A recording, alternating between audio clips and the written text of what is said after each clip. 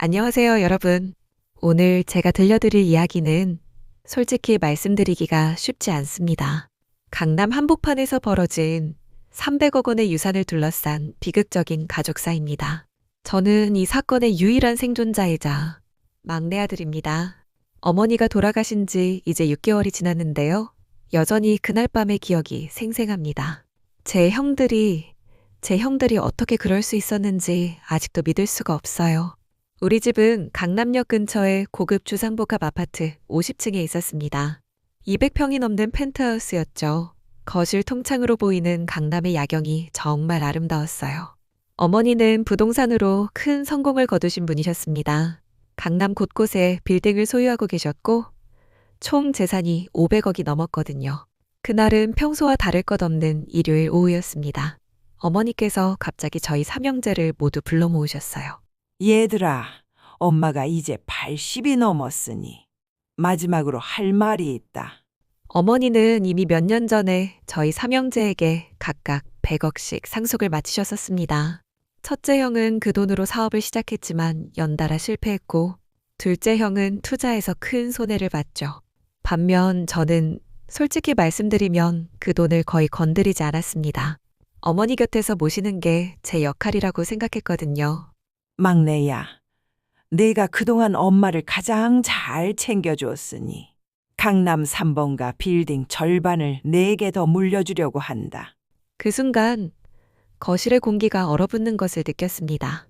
첫째 형과 둘째 형의 표정이 지금 생각해도 섬뜩해요. 어머니, 무슨 말씀이세요? 첫째 형의 목소리가 떨리고 있었어요. 우리도 어머니의 아들인데 왜 막내만 특별 대우를 받아야 합니까? 형님들 진정하세요. 제가 말렸지만 소용없었어요.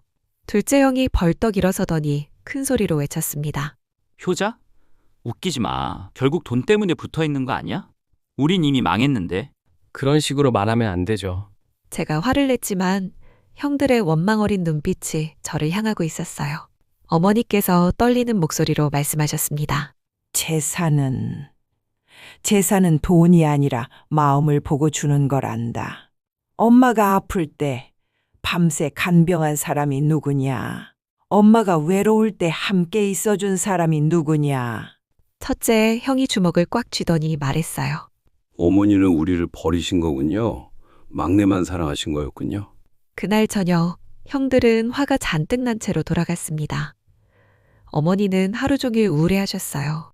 막내야, 엄마가 잘못했나? 아니에요, 어머니. 형님들도 시간이 지나면 이해하실 거예요. 하지만 저도 불안했습니다. 형들의 표정이 보통이 아니었거든요. 사건이 일어난 건 그로부터 사흘 후였습니다. 저는 어머니의 약을 사러 약국에 갔었어요. 평소보다 늦게 나갔는데 그게 제 평생의 후회가 됐습니다.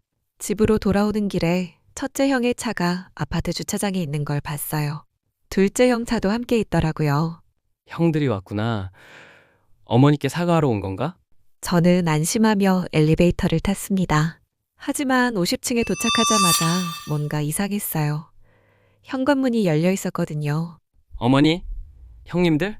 거실로 들어서는 순간 제 다리에 힘이 풀렸습니다. 바닥에 붉은 자국들이. 그리고 어머니께서 소파 옆에 쓰러져 계셨어요. 어머니! 저는 어머니께 달려갔습니다. 하지만 이미 너무 늦었어요. 첫째 형과 둘째 형은 거실 한쪽에서 덜덜 떨고 있었습니다. 첫째 형의 손에는 깨진 와인병 조각이 있었고 둘째 형은 바닥에 주저앉아 울고 있었어요. 형님들, 이게 뭐예요? 형이 제게 말했습니다. 우리는 그럴 생각이 아니었어. 그냥 어머니가 마음을 바꾸시길 바랐을 뿐이야. 어머니께서 뭐라고 하셨는데요? 둘째 형이 흐느끼며 대답했어요. 재산은 돈보다 마음을 남겨야 한다. 너희는 그 마음을 잃었다고. 그렇게 말씀하셨어. 그 순간 첫째 형이 격분해서 와인병을 들었다는 거예요. 어머니께서 피하려 하시다가 넘어지셨고 저는 어머니를 끌어안고 울었습니다. 차가워진 어머니의 손을 잡고 왜 이런 일이? 제가 119에 신고했고 곧 경찰과 응급실 직원들이 왔습니다. 하지만 어머니는 이미 돌아가신 상태였어요. 강남 최고의 펜트하우스, 수백억의 재산이 있는 집에서 어머니는 외롭게 돌아가셨습니다. 첫째 형과 둘째 형은 현행범으로 체포됐어요. 저는 어머니의 시신 앞에서 밤을 새웠습니다. 어머니, 미안해요. 제가 나가지 말았어야 했는데. 경찰 조사가 시작됐습니다. 형들의 진술에 따르면 처음에는 어머니를 설득하려고 했다고 해요. 하지만 어머니께서 단호하게 거절하시자 술에 취한 첫째 형이 순간적으로 화를 참지 못했다는 거였습니다. 둘째 형은 말렸지만 이미 늦었고 사고였다고, 고의가 아니었다고 했지만 어머니는 돌아오지 않아요. 재판이 시작됐습니다. 첫째 형은 10년형, 둘째 형은 방조죄로 5년형을 받았어요. 마지막 변론에서 첫째 형이 말했습니다. 어머니, 정말 죄송합니다. 저는 그냥 인정받고 싶었을 뿐이에요. 막내만 사랑받는다고 생각해서 질투가 났어요. 둘째 형도 울며 말했어요. 동생아, 미안하다. 형이 너무 못났다. 하지만 사과로 어머니가 돌아오시나요? 지금 저는 혼자 남았습니다. 강남 빌딩들은 그대로 있어요. 펜트하우스도 어머니께서 남기신 모든 재산도 제게 상속됐습니다. 하지만 정말 의미가 있나요?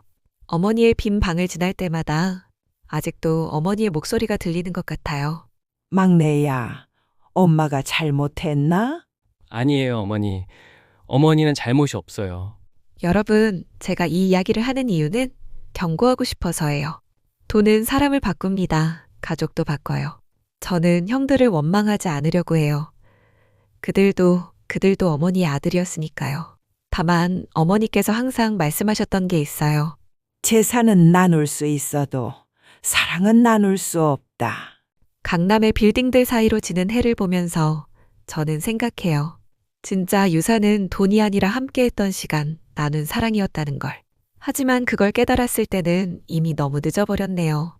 여러분의 가족은 소중히 여기세요. 돈보다 재산보다 더 소중한 게 가족이에요. 제가 그걸 너무 늦게 깨달았듯이 여러분은 그러지 마세요. 오늘도 어머니 산소에 다녀왔습니다. 어머니, 형님들 면회 다녀올게요. 그분들도 어머니를 그리워하고 계실 거예요. 바람이 불어와서 제 뺨을 스쳤어요. 어머니의 따뜻한 손길 같았습니다. 강남의 불빛들이 하나둘 켜지기 시작했고 저는 집으로 돌아왔습니다.